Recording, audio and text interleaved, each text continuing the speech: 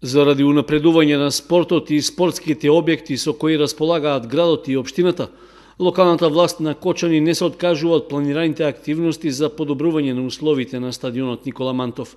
Иако се очекуваше да се преземат поголеми зафати за негова реконструкција, до сега се остана само на хартија со исклучок на известни активности околу наводнувањето на теренот.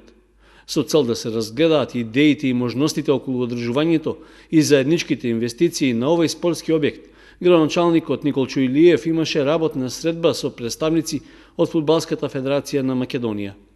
Според информациите добиени по средбата, на повидок е решавање на прашањето за поставување 1500 столчиња на источната трибина, како и други инвестиции во инфраструктурата и во одржувањето.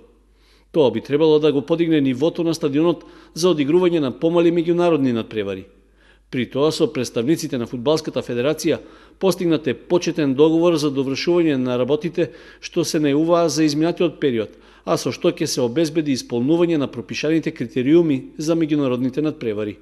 Општина Кочани очекува поддршка од Фудбалската федерација на Македонија и во решавањето на основните потреби за одржување на фудбалскиот терен на стадионот Никола Мантов.